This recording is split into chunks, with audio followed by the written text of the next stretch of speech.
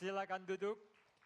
Kita melanjutkan seluruh liturgi kita yang satu persatu penuh dengan makna. Sekarang kita membaca Alkitab. Lukas pasal yang kedua. Injil Lukas pasal yang kedua. Kita membaca ayat pertama sampai yang ke-7. Demikian bunyi firman Tuhan. Lukas 2 ayat 1 sampai ke-7. Pada waktu itu Kaisar Agustus mengeluarkan suatu perintah, menyuruh mendaftarkan semua orang di seluruh dunia. Inilah pendaftaran yang pertama kali diadakan sewaktu Kirenius menjadi wali negeri di Syria. Maka pergilah semua orang mendaftarkan diri masing-masing di kotanya sendiri. Demikian juga Yusuf pergi dari kota Nazaret di Galilea ke Yudea, ke kota Daud yang bernama Bethlehem.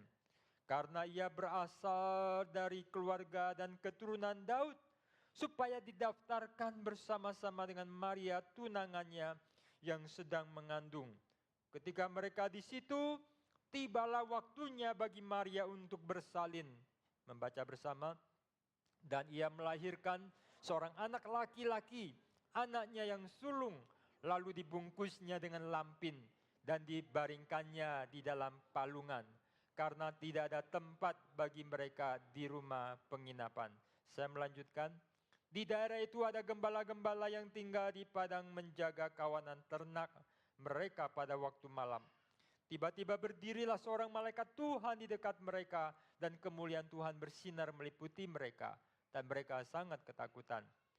Lalu kata malaikat itu kepada mereka, jangan takut, sebab sesungguhnya aku memberitakan kepadamu kesukaan besar untuk seluruh bangsa. Hari ini telah lahir bagimu Juru Selamat, yaitu Kristus Tuhan di kota Daud. Dan inilah tandanya bagimu. Kamu akan menjumpai seorang bayi dibungkus dengan lampin dan terbaring di dalam palungan. Dan tiba-tiba tampaklah bersama-sama dengan malaikat itu sejumlah besar bala tentara surga yang memuji Allah, katanya, kemuliaan bagi Allah di tempat yang maha tinggi, dan damai sejahtera di bumi di antara manusia yang berkenan kepadanya. Kisah-kisah yang dicatat bagi kita di dalam Alkitab tentang Natal begitu indah, bukan indah sekedar drama, tapi terindah karena menyentuh hidup kita dan membuatnya menjadi indah. Setiap bagian firman penuh kedalaman. Begitu banyak kesempatan kita untuk merenung tak habis-habisnya. Dan kita akan fokus kepada tema kita hari ini. Raja mulia di palungan hina. Dan tadi kita telah menyaksikan satu drama dengan cerita yang sangat baik. Saudara, saya ingin mulai dengan cerita satu tokoh yang dikarang, yang menjadi satu epik, satu karya besar di Yunani, berjudul Odysseus. Saya akan menceritakan tentang bagian akhirnya. 20 tahun lamanya Odysseus terpisah dari tanah dan keluarga. 10 tahun dalam perang Troya yang mengisi satu kitab pertama dari Homer, perang Troya. Setelah perang itu selesai dan dimenangkan, dia berjalan pulang. Yang ketika orang lain sudah sampai, dia perlu 10 tahun baru sampai ke tanah tempat dia lahir, di mana dia sebagai raja. Selama 10 tahun terombang-ambing di lautan menghadapi badai monster dan murka para dewa. Akhirnya dengan bantuan dewa pujaannya, sesembahannya, yaitu Dewi Athena, maka dia sampailah di Ithaka, tempatnya dia. Tetapi ceritanya belum selesai. Penderitaan dan kesulitan masih ada. Dewi Athena menolong dia mengubah penampilannya sehingga dia terlihat sebagai seorang pengemis tua, keriput, rambut kusut, tua, tubuhnya renta, lemah. Ya. Dengan rupa demikian ia berjalan, mendarat, berjalan dan ketemu dengan dia punya pegawai gembala babi, bukan peternak ya, bukan pemilik, tapi gembalanya, dia pegawai, dia kerja di sana yang menjaga babi-babinya dengan setia. Pegawainya itu tidak kenal seorang pengemis tua ini. Tapi karena dia baik, dia itu menyambut. Ya, dia menyambut, dia memberi makan, dia berbincang.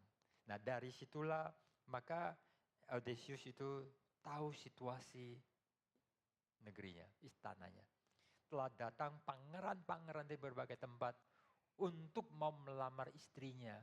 20 tahun telah berlalu, 10 tahun perang Troya selesai, tidak pernah ada kabar berita. Mungkinkah masih ada? Kalau masih ada, bisa pulang tidak? Mereka mau melamar. Tapi istrinya Penelope adalah seorang yang dilambangkan wanita paling setia. Setia. Dan menolak dengan berbagai cara, menghindar. Tapi tidak ada daya, makin lama makin terdesak. Kemudian datanglah anaknya yang waktu baru lahir datang berita untuk dia pergi berperang. Karena ada janji, dia nggak bisa hindar. Karena dia tahu ini masalah besar. Dan memang sekali pergi 20 tahun. Dan dia harus melewati banyak kesulitan sampai pergi ke alam maut. Tempat yang sangat mengerikan. Dengan anak buahnya yang setia. Hanya dia sendiri yang sampai di Ithaka. Perjalanan pulang. Seperti itulah riwayat manusia. Penuh dengan tantangan dan kesulitan. Nah anaknya pas datang. Dan Dewi Athena menyingkapkan sehingga anak ini bisa tahu ini ayahnya. Mereka berpelukan dan saling cerita dan membuat strategi. Bagaimana menghadapi musuh-musuh. Anaknya itu kewalahan. Orang mau merebut mamanya dan tahtanya dan dia mau dibinasakan. Dan itu kesulitan. Dia sendirian. Dia tertekan dan sekarang ada bapaknya. Bapaknya lah terkenal sebagai raja yang paling cerdik, yang paling cerdik, ya, dan dia diperlukan waktu perang di perang Troya. Lalu kemudian Odysseus masuk ke istana sebagai tamu daripada Telemachus anaknya. Jadi dalam penyamaran dia melihat pelamar-pelamar para pangeran yang mau melamar. Mereka bersaing siapa akan bisa mempersunting janda atau nyonya Penelope, nyonya daripada Odysseus. Lalu dia memperhatikan pelayan mana yang setia masih ada. Pelayan mana yang sudah kena angin berubah. Tuannya nggak pulang-pulang. Para tamu itu sekarang telah berubah menjadi tuan yang nggak tahu diri. Makan seenaknya, berbuat seenaknya, pesta seenaknya. Dan merebut nyonyanya. Ini angin ada di pihak musuh. Maka banyak yang kemudian menjadi pengkhianat. Lalu dia memperhatikan istrinya, memperhatikan semua dan sebagainya. Lalu satu persatu pelamar itu coba untuk melamar tapi terus ditolak. Karena memang Penelope ini sangat setia. Pakai cara untuk mengulur waktu yang makin lama makin sulit apalagi ada pengkhianat. Yaitu dia punya kayak pelayan.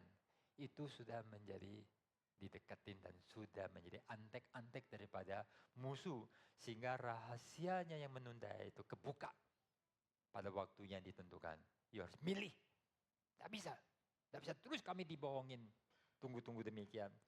Lalu akhirnya saat penentuan itu tiba. Penelope mengatakan, oke, aku mau menikah. Tapi dengan satu syarat. Siapa yang bisa busur Odysseus, busur panah, itu ada talinya. Dan itu siapa yang bisa menyatukan dan bisa menembak. Dan ada kapak-kapak, yang kapak itu ada lubang-lubang dan disusun dan bisa melewati semua dan berhasil mencapai sasaran, aku akan menikah dengan dia. Satu persatu berusaha, tapi tak kuat untuk menyatukan benang talinya dengan busurnya yang punya orang-orang sakti itu kadang bukan barang sembarangan. Tak ada yang berhasil. Akhirnya si pengemis tua ini menyatukan dan berhasil. Dan sekarang dia memanah. Nah, waktu dia memanah, semua lubang itu dia tembus dan kena sasaran. Semua kaget. Pintu tiba-tiba semua ditutup. Dan sekarang yang mereka lihat bukan lagi seorang pengemis tua renta yang kusut. Tapi Raja Ithaka yang gagah perkasa, yang sangat menggentarkan. Dan mereka kaget sekali. Dan setelah itu terjadilah pembantaian. Semua orang itu dibantai, darah bercucuran. Termasuk pengkhianat-pengkhianat. Dan demikianlah kisah itu berlalu dan mereka bisa mengatasi masalah. Saudara, ini adalah kisah yang bagian ini menyatakan satu pelajaran tentang strategi, kesetiaan, dan kemenangan moral.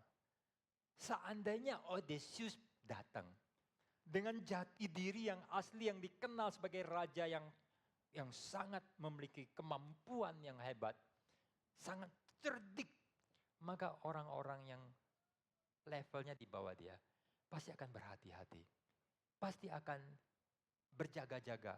Dan biasanya manusia itu ada taktik.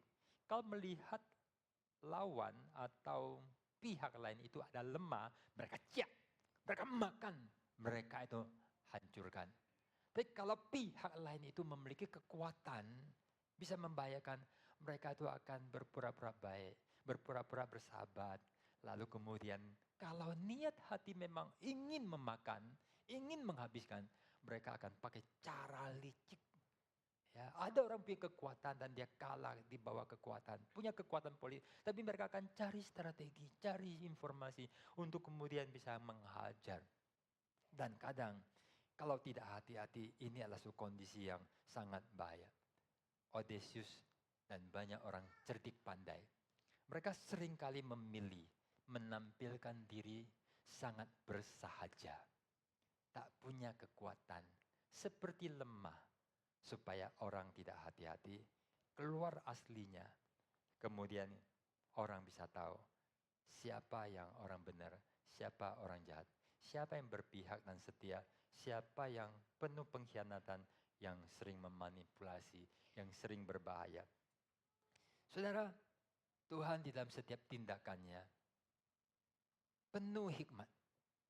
Ada orang kalau kerja ceroboh, setiap apa yang Tuhan lakukan penuh dengan hikmat, kepintaran. Dalam menciptakan alam, alam yang tercipta itu begitu luar biasa. Menciptakan manusia itu luar biasa. Mata, kulit, tulang, darah, gigi, hidung, kuping, semua onder-deal di dalam badan kita. Semuanya itu begitu ajaib. Setiap apa yang Tuhan lakukan, itu begitu ajaib. Alam semesta, menakjubkan. Setiap apa yang Tuhan melakukan, tindakan. Itu di dalamnya itu adalah penuh rahasia, penuh hikmat. Siapa yang beriman dan ikut Tuhan dan mempelajari apa yang Tuhan lakukan, katakan dan ajarkan. Seperti yang Tuhan mengatakan, pergilah lihat pekerjaan Tuhan. Kita dengan belajar, kita akan dapat hikmat. Orang mengatakan bahwa dengan merenungkan salib, hampir tidak ada orang yang bodoh. Kita menemukan di situ ada kekuatan, kuasa, dan juga ada keadilan, kasih keadilan, kekudusan, semua bergabung. Orang sering itu menjadi berat sebelah, terlalu keras kasar, kaku, terlalu lembut, sehingga menjadi rusak semua. Dalam setiap apa yang Tuhan lakukan penuh dengan hikmat. Mengapa untuk menyelamatkan manusia harus Allah sendiri yang datang? Itu misteri yang harus kita pahami. Kalau kita mau menelusi, merenungkan baik-baik, maka kita sebagai orang Kristen akan punya doktrin yang benar. Orang-orang Kristen yang hatinya tulus dan baik dan mau belajar, bisa lebih pintar daripada mereka yang sekolah Alkitab sampai S2, S3, dan seterusnya. Karena kadang ketika orang itu sudah salah jurus, salah arah, makin kenceng, sesatnya makin parah. Maka ketepatan arah itu penting. Kalau orang mau mempelajari, merenungkan setiap kebenaran firman dan peka, maka dia akan menemukan rahasia-rahasia yang sangat mendalam. Mengapa untuk menyelamatkan manusia harus Tuhan datang? Maka dia akan mengerti problem manusia, bukan sekedar masalah sehat, sakit, kaya, materi. Ya, berapa banyak orang yang doktor teologi ya, yang sekarang mudah sekali, tahu-tahu dia jadi doktor, memimpin gereja, gembala gede. Tapi yang diajarkan sangat jauh dari Alkitab. Maka kita mengerti tentang dosa yang menjerat, yang menipu, yang membunuh, bahkan dari dalam kita. Dan kalau bukan Tuhan sendiri yang datang, kita sendiri akan terjual, dibinasakan kejahatan kita. Ada kebenaran-kebenaran luar biasa. Mengapa ketika dia datang, dia harus menjadi manusia? Mengapa dia jadi manusia? Seperti yang kita pelajari minggu yang lalu, dia sekaligus Allah, sekaligus manusia. Kita telah mempelajari, manusia dia bisa mati, maka Allah dia bisa menebus dan menyelamatkan miliaran orang, melintasi zaman. Ini semua kebenaran tidak ada pada agama lain. Dan kita tidak boleh kehilangan semuanya itu dan menjadikan kekristenan mirip agama lain, agama dunia, agama akal orang berdosa. Dan inilah misteri Injil kuno yang memiliki kekuatan dan harapan umat manusia. Mengapa ketika dia datang dan lahir, dia tidak datang sebagai orang dewasa, seperti waktu Theophany. Kenapa harus lahir? Kenapa harus dikandung? Kenapa harus lahir? Kenapa harus bertumbuh? Harus belajar. Menyatakan bahwa dia manusia sejati sama seperti kita. Sama dalam segala hal, kecuali dalam satu hal. Dia tidak berdosa. Kita yang berdosa. Mengapa ketika Yesus lahir, pilih keluarga sederhana?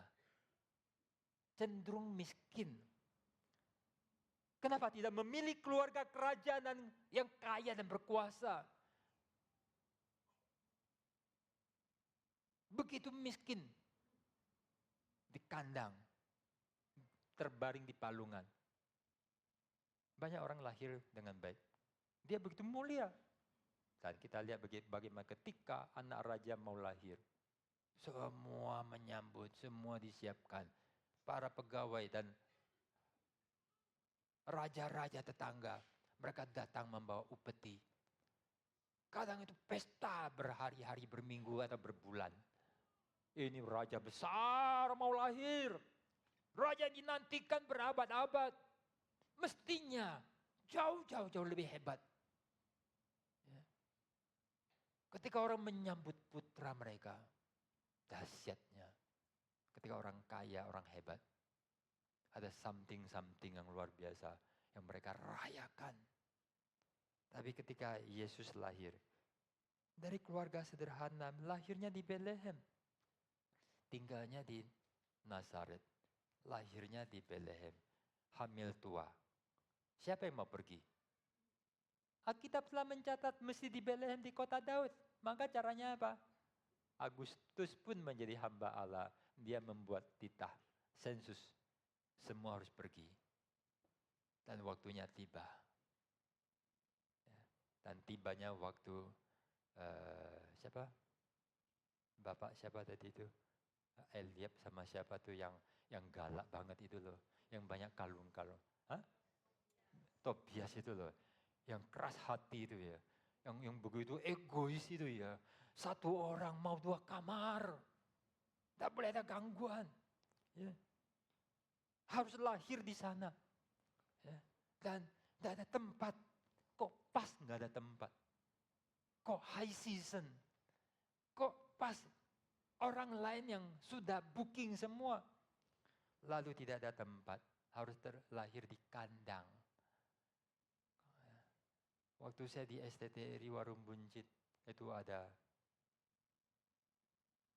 lapang gitu ya. Kalau lagi musim angin mana ya, itu baunya kotoran sapi itu membuat yang kepala pusing mungkin jadi seger. Yang seger jadi pusing. Ya. Itu jauh loh, tapi ini tinggal di kandang. Lalu ditaruhkan di atas palungan. Ada sebagian barang-barang ember, baskom yang biasa untuk kotor. Kita akan pisahkan, tidak campur. Dicuci pakai sabun pun, kita ini ada bau, kita tidak akan pakai. Kadang ada orang itu semua campur aduk. Untuk kotoran, untuk sup, kita mungkin setelah itu tidak akan pernah lagi makan di sana. Saudara, palungan ini mungkin dicuci kalau ada air oleh Yusuf. Kalau tidak ada air, terpaksa. Daripada Maria tidak mungkin terus gendong. Yusuf tidak mungkin tidak ada kerjaan. Dia harus ngurus banyak hal. Tidak ada pembantu, tidak ada asisten, tidak ada rekan, tidak ada teman.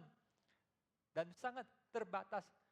Maka daripada taruh di lantai, di jerami, nanti ada bahaya. Taruhlah agak sedikit tinggi, palungan. Tapi palungan kadang ada sesuatu yang setelah dipakai, itu bau. Saya ingat dulu Yofiel ikut ke pasar, masih usia SD. Dia bawa sepatu dan sepatunya masuk ke dalam gotnya pasar Genteng. Dan saya pakai detol, pakai apa, berapa minggu, baunya melekat, setia banget. Dan bau sekali. Ya. Itu ada barang-barang kadang dia kena muntahan, kena sama makanan yang basi.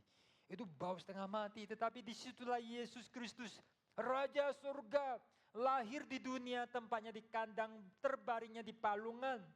Sangat tidak pas dengan jati diri siapa dia. Seharusnya dia lahir di istana. Mungkin yang terbaik waktu itu di Roma. Atau mungkin di Cina, di Tiongkok yang berbudaya tinggi. Atau di India, tempat-tempat yang wah. Inilah raja dunia kok, bukan raja lokal. Mesti lahir di tempat-tempat yang paling mulia. Lalu seluruh dunia membawa hadiah. Memberikan penghormatan. Mungkin kenduri selama 1 tahun. Mungkin pesta selama berapa saat. Mungkin pajak akan di-free-kan. Tapi semarak demikian tidak ada. Raja mulia di palungan hina. Apa pelajaran bagi kita? Pertama, inilah jalan salib. Yesus datang, ada jalan salib yang mau dijalani. Dia jelas-jelas mengatakan dan menegaskan bahwa aku datang bukan untuk dilayani, melainkan untuk melayani. Dia adalah the suffering servant, Raja mulia Mesias yang akan datang, tetapi Yesaya kemudian menambahkan, penyelamat kita, Mesias yang mulia sekaligus adalah the suffering servant. Seorang yang begitu derita, seorang yang penuh dengan borok-borok, karena dia akan memikul dosa-dosa kita. Hukuman, kutuk atas dosa kita akan ditanggungkan atas dirinya. Saudara, jikalau Yesus datang dengan kuasa dan kemuliaan, kegemilangan, maka tidak cocok dengan jalan salib. Maka orang-orang brengsek pun akan tunduk. Orang-orang jahat, orang yang tidak cinta, orang pun akan tunduk baik-baik kepada dia. Banyak orang berkuasa, orang kaya, orang penting yang menguasai dunia. Banyak orang yang tidak cinta dan memusuhi dia. Itu baik-baik di depannya.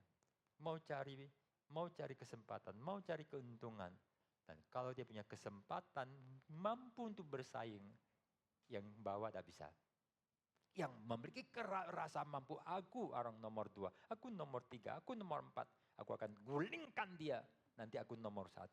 Dan mereka baik-baik, mereka kongsi-kongsi, mereka itu berteman, tapi penuh kelicikan. Itulah orang yang berkuasa, kadang tidak tahu siapa musuh, siapa tidak. Dan mereka itu harus berwaspada. Apalagi kalau mereka itu mengeluarkan seluruh kekuatan mereka, saya punya kekuatan ini, punya itu. Orang tidak berani.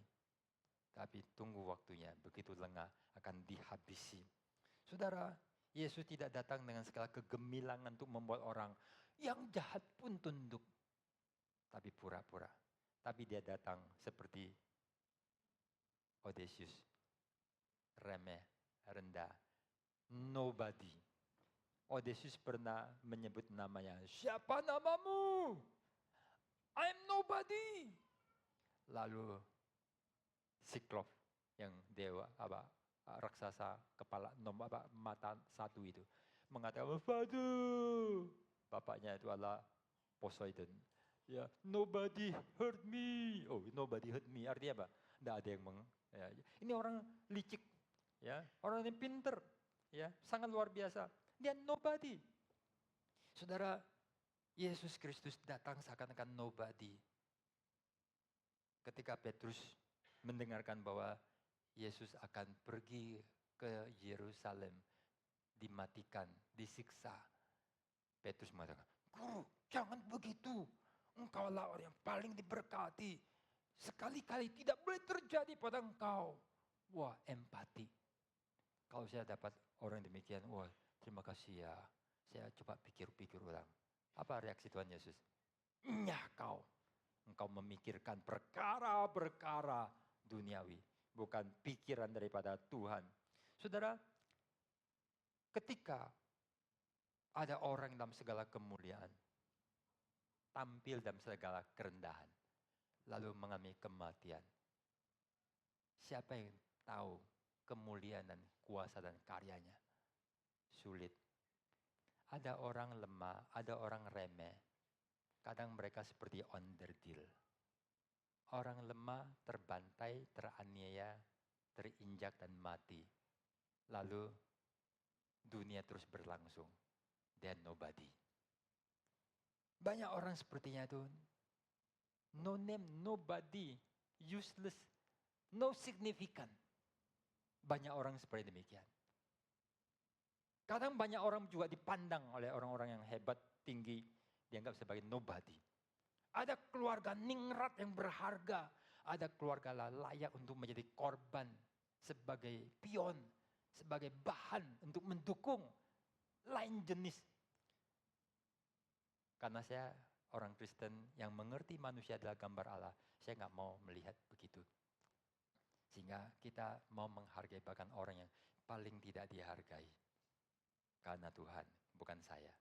Maka kita menghargai setiap orang. Tapi saya melihat bahwa dalam dunia ada banyak orang yang adalah nobody. Orang yang remeh, rendah, orang kecil, tak berarti. Hidup mati lewat, tak ada artinya. Dan sebagian orang itu sangat menonjolkan, orang penting, berpengaruh. Ya, dan mereka yang ditonjol, yang lainnya seperti tak apa-apa. Yesus bukan orang lemah yang nobody.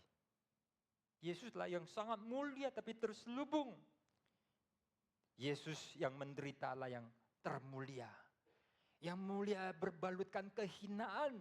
Dan dalam kehinaan mengandung satu kemuliaan yang sangat besar. Dan justru ada paradoks yang luar biasa. Mata dunia, mata jahat. Tidak bisa melihat.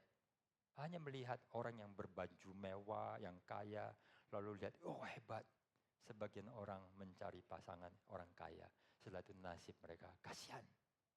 Masuk ke dalam rumah orang kaya, diinjak. Dan ada yang menyesal. Saya nggak menghina orang kaya. Ada orang kaya kadang itu sangat baik hatinya.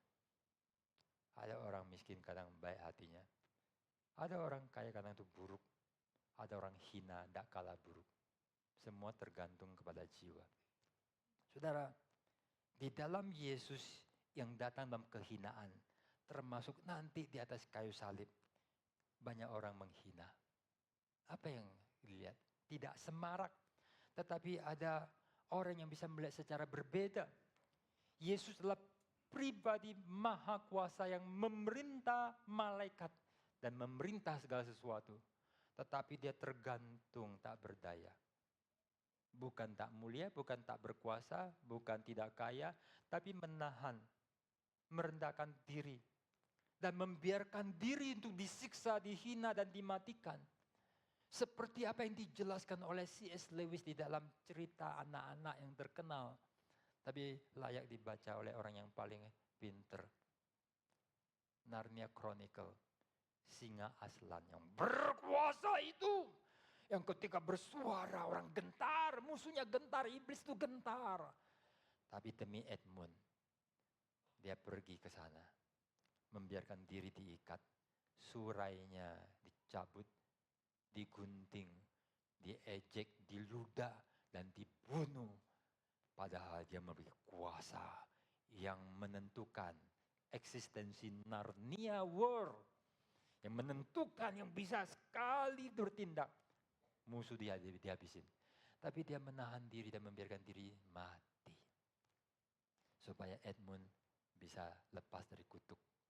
Supaya Edmund bisa hidup. Dan setelah itu dia bangkit kembali. Yesus Allah yang berkuasa, memiliki hidup dan tak berkesudahan. Yang memiliki kuasa atas alam, surga dan bumi. Dan segala sesuatu ada di tangan kuasanya. Tapi dia menampilkan diri di dalam kerendahan. Dan orang yang tidak paham, menghina, mengejek, menusuk. Dan kitab Wahyu mengatakan, nanti orang yang menusuk dia akan melihat dia datang. Dan betapa lemesnya mereka. Mereka mau lari pun tak bisa. Dan mereka hanya berseru kepada gunung dan bukit. Hai gunung, hai bukit, jatuhlah menimpa kami. Karena kami takut menghadapi akan dia yang datang sebagai raja. Betapa mengerikan ketika mata rohani kita dibukakan dan sadar kita telah berbuat salah. Tapi berbahagialah orang yang mata rohani yang bisa dibukakan dan melihat. Bahkan ketika Tuhan yang datang yang sering berselimutkan kerendahan hati. Maka kita melihat kemuliaannya dan kita telah menyambut dia. Martin Luther di dalam ulasannya tentang teologi salib sangat indah dan sangat membuat terharu. Ketika dia mengatakan bahwa yang tersalib itu siapa? Dia bukanlah seorang korban tak berdaya, tapi Allah yang maha kuasa tetapi bisa mati. Yang kekal dan tak bisa mati sekarang mati. Yang memiliki kuasa tapi sekarang membuat diri tak berdaya. Lalu ketika kita menghina dia, kita mengejek dia, tiba-tiba mukanya berubah. Itulah mukaku. Dia menggantikan aku. Yang maha kuasa menjadi tidak berdaya demi aku. Yang memiliki hidup kekal sekarang membiarkan diri dimatikan. Supaya aku bisa beroleh hidup yang kekal dan pengampunan. Di situ nalarku tak kuat menanggung. Seperti di dalam film Indiana Jones yang mengenai tentang ada tengkorak dari planet lain yang punya pengetahuan. Lalu ketika orang Jerman itu ingin tahu pengetahuan, tiba-tiba dia meledak. Otaknya tidak kuat menanggung suatu ilmu pengetahuan yang begitu besar sampai dia meledak mati. Dan waktu itulah rasio kita tidak sampai. Waktu itu kita hanya bisa berteologi dengan jiwa dan lutut. Dan bersimpu dan menyembah. Bagaimana Allah mau jadi manusia yang berkuasa rela mati. Semualah demi engkau dan aku. Dan kita bersama dengan para majus datang menyembah. Tidak memikirkan yang lain. Gereja harus datang ke rumah Tuhan seperti itu. Orang Kristen harus datang dengan mata yang dibukakan. Bukan untuk, kita banyak begereja, apalagi di kota. Mana yang menarik, mana yang menguntungkan, mana yang sangat membuat aku dapat sesuatu. Tapi orang majus datang. Tak mikirkan Tuhan mau kasih apa. Justru mereka akan datang dengan kesulitan, menghadapi Herodes, menghadapi banyak tantangan, menghadapi banyak resiko, menghadapi banyak kerugian secara materi. Tapi mereka beruntung hanya satu hal, bisa memberikan emas, kemenyan, dan mur. Karena mata rohani telah dibukakan. Dia yang datang dari surga, berselimutkan kehinaan, dalam kelemahan, dalam kematian. Apa yang kamu lihat? Apa yang kita lihat dari salib? Apa yang kita lihat daripada Yesus yang terbaring di palungan? Kalau kita bisa melihat di dalam palungan yang hina itu salah satu kemuliaan, kerendahan hati, pengorbanan, maka kita mendapatkan satu kekuatan, hikmat, dan iman yang luar biasa. Kita belajar berikutnya, saudara. Ketika Odysseus pulang dalam penyamaran sebagai pengemis tua, renta, dan lemah, orang tidak lihat sebagai ancaman. Dia muncul sebagai pengemis yang nobody, tak berpengaruh. Maka orang-orang bebas berekspresi. Mereka menertawakan orang tua itu. Saya tadi hampir mau menayangkan cuplikan-cuplikan dari video, tetapi tidak cukup waktu. Apalagi dalam ibadah yang kumpul dengan anak-anak, yang mungkin saja perlu sedikit bersabar dengan apa yang saya mesti sampaikan ini. Orang bebas memperlakukan dia dengan kasar, dengan buruk. Tetapi hanya orang-orang tertentu yang memperlakukan dia dengan baik. Karena dia baik. Walaupun dia orang pengemis, tapi ada seorang tua yang merawat dan membasuh kakinya. Itu orang baik. Dan perawat itu menemukan scar, tanda. Ini Tuanku. Karena waktu kecil dia ngerawat. Dan dia tahu waktu pernah ada scar, bekas luka. Harap kita seperti itu. Kadang kita melihat orang di gereja lah, ini orang terkenal, ini orang kaya, ini orang yang punya duit, ini orang punya jabatan. Semua dekat, semua main foto. Ya, semua main foto, semua deketin. Menguntungkan. Kadang di gereja ada orang tertentu yang disingkirkan. Tapi biar kita punya hati yang baik. Ya, hati yang baik. Hati yang baik akan menuntun orang yang akan diberkati. Dan suatu saat dia melihat scar, bekas luka. Dan melihat sesungguhnya pengemis ini bukan orang biasa. Inilah Odysseus yang dinantikan. Kiranya kita juga seperti demikian. Yang datang ke dalam rumah Tuhan atau dalam perjalanan hidup kita. Betapa sering Tuhan datang dalam penyamaran-penyamaran. Sehingga orang-orang akan kelihatan. Orang-orang yang tidak baik selalu melihat siapa yang untung, siapa yang merugikan. Sedangkan orang yang baik, mereka melakukan apa yang baik. Dan seringkali ketika ada nobody hadir, orang tidak peduli. OB, sopir adalah orang yang nobody. Dan di mobil orang bercerita semua rahasia karena di depan itu nobody. Dan mereka itulah yang tahu semua. Di rumah ada PRT, PRT ya, PRT. Kadang itu mereka tuh silent people, no voice people. Dan mereka dianggap nobody. Maka banyak yang ngomong, cleaning service yang nobody, no voice. Dan kadang mereka lah yang paling tahu banyak aslinya. Tukang-tukang kebun mau tahu, orang itu karakternya apa? Tanya orang-orang demikian. Karena sering mereka nobody. Maka Odysseus datang sebagai nobody, no significant, no pengaruh, tidak berbahaya. Maka orang ekspresinya bebas. Kalau dia orang penting, orang pura-pura. Demikianlah di dalam hidup kita. Yesus datang memilih dalam kondisi yang rendah. Yang tidak menakutkan. Tapi jauh menakutkan bagi orang yang benar. Sangat menakutkan jikalau kita dihampiri orang sederhana yang adalah Tuhan yang sedang menyamar. Dan itu kita tergoda untuk mukulin dia. Memanipulasi dia. Memakai dia. Untuk mengenyahkan dia. Untuk menghina dia. Padahal dia mungkin adalah penentu. Kadang-kadang ada cerita.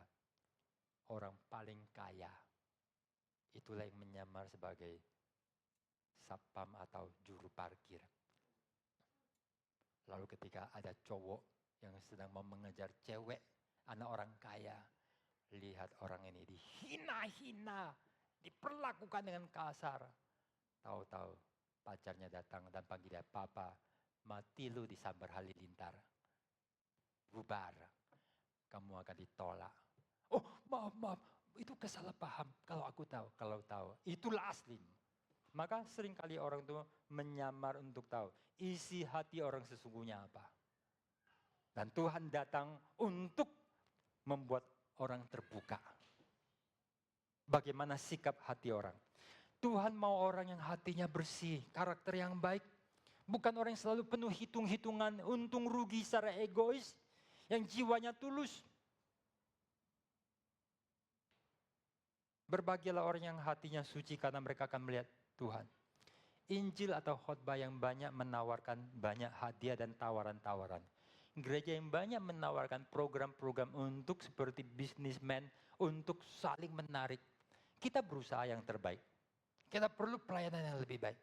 Tapi jikalau kita membina jiwa-jiwa egois, orang yang datang kepada Tuhan karena mau sembuh, mau kaya, mau ini, mau itu, maka kita akan menghasilkan orang-orang yang tidak tulus, yang ikut Yesus karena untung lebih tinggi dari Yesus. Yesus baik pelayan bagi keuntungan.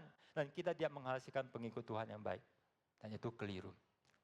Kita tidak menghasilkan orang-orang yang baik, tapi pengkhianat-pengkhianat seperti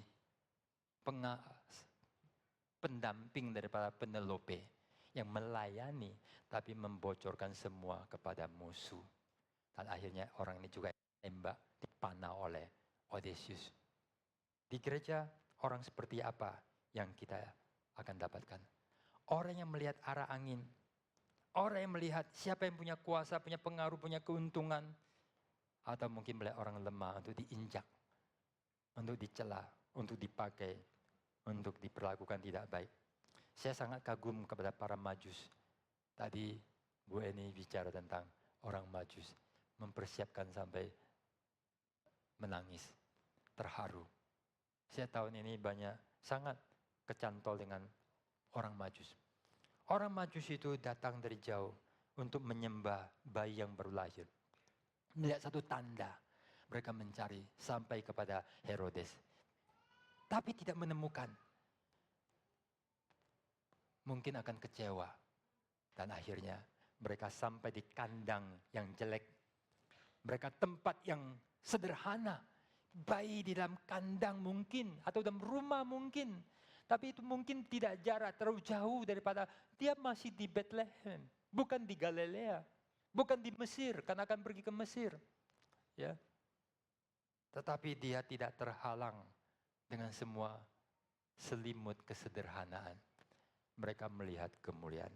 Orang yang suci hatinya melihat kemuliaan Tuhan. Di balik semua hal. Berbahagialah orang yang selalu melayani. Tidak ada yang memberi engkau upah. Tidak ada pujian. Kalau engkau sudah dapat upah, dapat amplop, dapat ini, dapat pujian, dapat penghargaan, dapat kedudukan, naik jabatan, atau mendapatkan struktur-struktur apa, menjadi makin dimuliakan. Orang memuji, orang menyambut. Kata Tuhan Yesus, kamu sudah dapat upahnya. Selesai ya, tanda tangan, tanda terima ya. Oke, selesai. Tapi berbahagialah orang yang selalu melayani. Tidak ada yang lihat, tidak ada yang muji, tidak ada yang beri apa-apa. You mungkin bahkan melihat orang lain dapat sesuatu. Materi, pujian atau apa. Tapi you seperti diabaikan. Mengecewakan. Bikin susah. Bikin tergoda. Percayakah kita bahwa Tuhan melihat?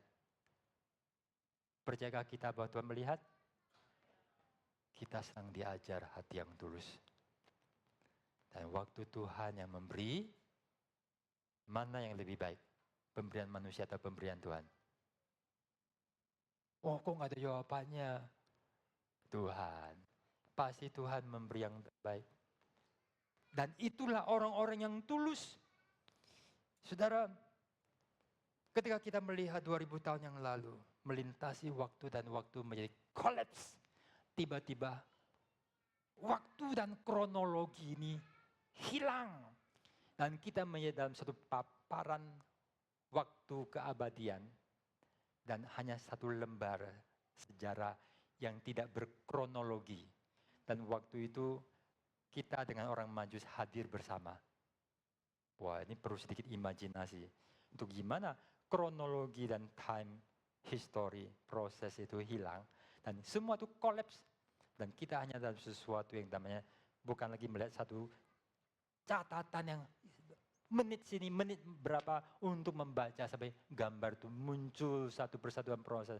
Tapi tiba-tiba satu gambar dari ujung ke ujung Abraham, orang Majus semua. Kita hadir bersama-sama. Dan waktu itu kita memandang kepada bayi di kandang sederhana. Apa yang kita lihat? Sebagian orang kecewa. Tuhan Yesus mengatakan, berbahagialah orang yang tidak menjadi kecewa dan menolak aku. Artinya dia sering memakai jubah kesederhanaan, kehinaan, kesulitan yang membuat banyak orang susah. Pernahkah engkau ikut Tuhan mengalami banyak susah? Apa yang kamu lihat? Kesusahan, banyak kecewa, tinggalkan Tuhan? Banyak! Nyesel! Ya. Karena sesungguhnya Tuhan tidak pernah merugikan. Apalagi ketika dia datang dengan maksud yang membuat kadang air mata kita jatuh. Yang membuat kita bergumul dan kesulitan. Kalau kita sabar, dia memberi berkat jauh lebih besar. Orang-orang yang dilatih Tuhan untuk mendapatkan ujian yang lebih besar, hadiahnya lebih besar.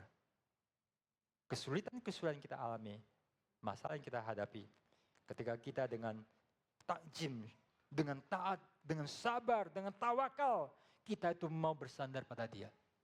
Maka kita satu saat akan melihat gimana Dia memuliakan. Saudara, kita datang ke palungan yang tidak berhiaskan dengan sebagai dekorasi Natal. Tapi dalam suatu kondisi yang memang sangat tidak enak. Apakah kita melihat kemuliaan daripada yang mulia rela rendah? Kalau orang kaya pergi berkunjung ke rumah orang miskin, lalu disuguhi teh. Tehnya itu, teh orang kaya sama orang miskin itu beda. Ya, ada teh itu mahal sekali. Cangkir orang kaya sama orang miskin itu beda. Cara nyucinya beda. Cara sterilnya beda. Ya, penyajiannya, cara minumnya juga teh itu ada upacaranya loh. Perlu belajar loh. Ada orang itu belajar. Pergi berkunjung, disuguhi teh. Minum enggak? Berat. Saya ingat, dulu saya ke Transmigrasi Lampung. Lupa deh berapa tahun yang lalu. Mungkin sebelum saya datang ke Surabaya. Berarti sudah lama sekali. Lalu kita tidur di sana. Mereka menyambut. Kita sempat makan ayam yang bagi mereka setahun cuma sekali. Kalau tahu, enggak mau ayam. Kita udah bosan ayam ya. Tapi saya ingat ketika disuguhi teh. Ya. Saudara, teh itu sebelum dikasih teh sudah warnanya teh. Karena aku lihat dari sumur diambil. Kita di kota milih merek Aqua, Cleo, atau Cheer. Itu pun kita milih-milih loh. Ya. Tapi di sana nggak ada pilihan. Airnya bukan dari PDAM, bukan dari mana, tapi dari sumur. Dan begitu diangkat, sudah warna teh. Lalu dikasih teh. Lalu cangkirnya ya cangkir klasik lah yang ada tokek-tokeknya itu loh ya. Saya disuguhi. Saya mungkin bukan orang yang suka minum teh di tempat-tempat tertentu. Lalu saya tidak boleh nolak. Saya berdoa, Tuhan berilah aku kesehatan. Saya ingat sampai sekarang. Saya minum bukan untuk saya. Saya minum untuk menghormati tuan rumah. Mereka orang kampung. Aku tinggal di sana. Aku harus menghormati. Dan saya agak ragu. Karena di kota orang itu steril. Sebagian orang yang tahu steril di kota, pulang-pulang pasti menceret. Ya. Dan saya harus minum. Saya agak hesitate, tapi demi mereka saya minum. Ketika ada orang kaya, pergi ke rumah orang sederhana, dia tuh konglomerat, super kaya, lalu pergi membesuk dan ada di gereja Geri di Jakarta. Pergi ke tempat orang yang miskin, yang rumahnya sempit, tidak ada AC. Yang kalau you masuk rumah kamar mandinya, ya you harus banyak pergumulan. Karena berbeda dengan kamar mandi orang kaya. Kamar mandi orang yang tidak kaya aja cukup bersih. Apalagi kamar mandi orang kaya. Itu bisa beli rumah. Kamar mandi orang kaya bisa membeli rumah yang cukup bagus. Karena kamar mandi itu kadang itu sangat mewah. Sangat banyak hal yang mahal dan bersih. Tetapi di sana dia merespon baik. Ketika ada orang kaya kayak gini, saya hormat. Karena gimana kerendahan hatinya, rela menyambutnya. Waktu kita pergi ke Palungan, apa yang kita lihat Yesus? Aduh, kok gitu ya? Atau kita melihat satu jiwa besar, raja dan segala raja datang ke dalam Bethlehem, lahir di kandang, hati begitu rendah, begitu berkorban, semua bagi engkau dan saya. Bagaimana kita tak terharu? Bagaimana kita tidak menangis? Bagaimana kita tidak menyembah? Bagaimana kita mengatakan, Pak, tukang majus, please jangan aku ketinggalan. Aku mau ikut kemana? Jauh loh, tak jelas loh. Ini apa namanya Google Map-nya tak jelas loh, tak jelas. Enggak, aku mau ikut. Karena Sang Mulia telah datang, hatiku telah diikat. Dan aku harus pergi ke Bethlehem. Mau ngapain? To give my heart. To give a present yang terbaik. Emas, kemenyan, dan murah. Kalau gereja ada orang-orang seperti demikian, gereja itu diberkati. Saya berdoa jangan cepat-cepat Tuhan kasih banyak orang-orang penting dan orang kaya.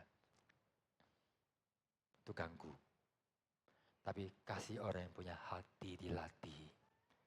Dari hati yang dilatih nanti waktu mereka memberi persembahan, mereka hormat Tuhan. Mereka jadi berkat. Semua hal yang baik Tuhan bentuk dari hati. Dan itulah bagaimana dia lakukan. Dan ini yang terjadi. Yang terakhir saudara, dari tempat yang banyak pujian dan kredit, biasa muncul orang yang mengejar kebesaran diri, mengejar pujian, mengejar pengakuan. Tapi sebaliknya di tempat orang yang banyak rendah hati dan melayani, menimbulkan orang, memunculkan orang-orang yang jiwanya sangat tulus, sangat baik.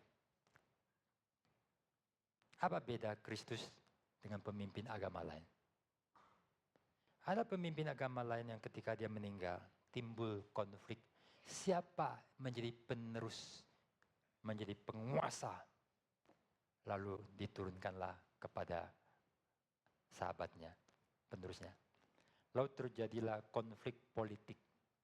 Lalu dari konflik politik ini belum terjadi pembunuhan. Tapi benih telah muncul. Kemudian akhirnya pemimpin ini punya cucu, dibunuh oleh musuh politik. Maka terjadilah sesuatu pertentangan, pembantaian, pertempuran yang sangat sengit. Sehingga agama ini memunculkan dua aliran, yaitu Sunni dan Syiah. Dan itu peristiwa yang sangat menyakitkan bagi pengalaman itu. Karena yang satu adalah bagaimana kekuatan. Lalu akhirnya penerusnya adalah bagaimana juga mencari kekuatan, kekuasaan. Beda dengan Kristus. Setelah Yesus Kristus meninggal, tidak ada perebutan kekuasaan.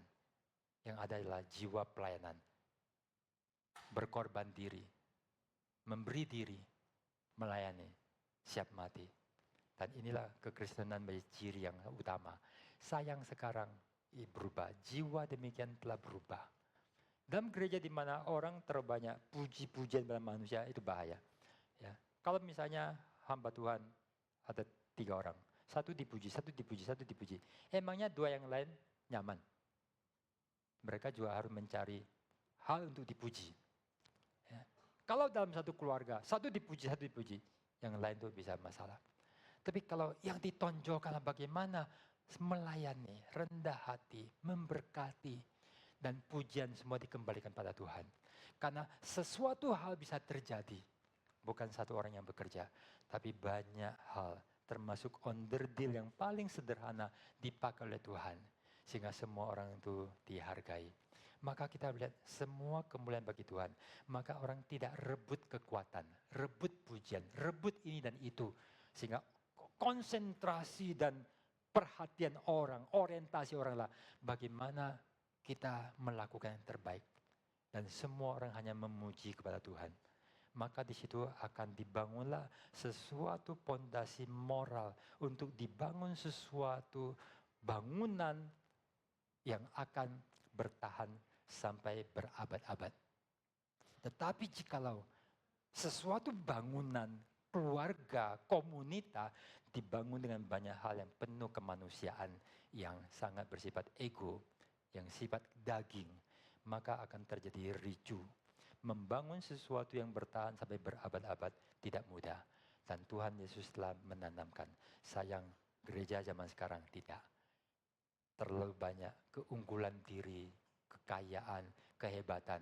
Spirit-spirit cari untung sekarang disebarkan. Orang ditawarkan sembuh, sehat, hebat, kaya, nomor 1. Hati-hati dengan pujian. Pujian seringkali tidak baik. Hati-hati dengan semua yang namanya untung rugi, imbalan-imbalan. Satu hari saya berkata, wah ini ikut pelayanan, sudah dibayar gaji belum para aktor kita? Maka sutradara yang mengatakan, sudah Pak, sudah lunas. Sudah dibayar lunas oleh darah Yesus, puji Tuhan. Kita semua sudah dibayar lunas.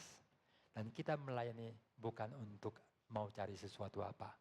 Tapi karena kita mau mengasihi dan melayani. Raja mulia di kandang hina, di palungan yang hina. Kita melihat dia bukan lemah, dia mulia, inilah jalan salib. Beda dengan agama lain. Yang kedua, melalui kandang yang hina, palungan yang hina, Yesus yang disalib, orang-orang tidak tulus akan disingkirkan. Orang-orang yang tidak beres akan pergi.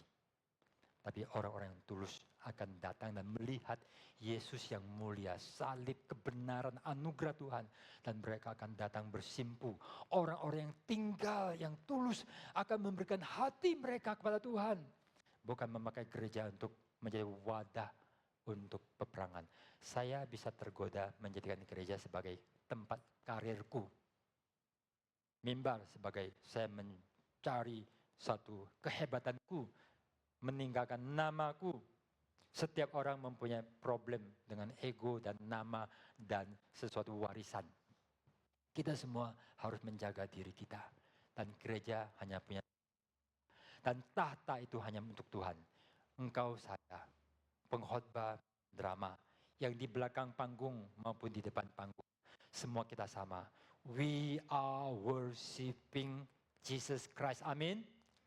Dengan demikian kita akan melihat warisan Tuhan Yesus yang memilih untuk datang dalam kerendahan akan menghasilkan orang-orang Kristen yang tulus, yang menghasilkan orang yang di dalam kekayaan sinsendorf meninggalkan kekayaan dan menjadi seorang yang miskin dan sederhana.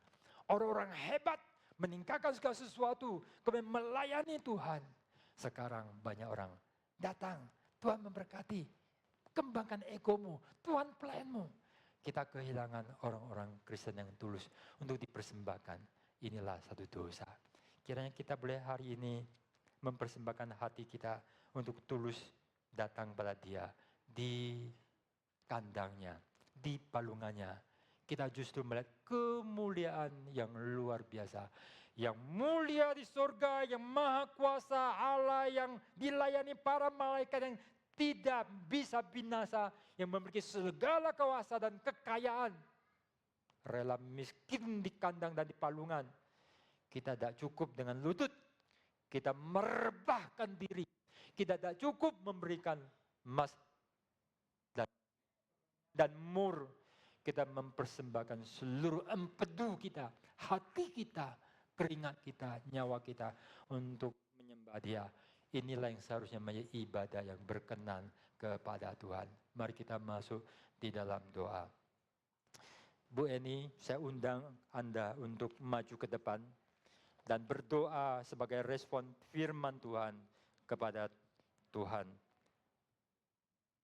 Mari kita akan tundukkan kepala.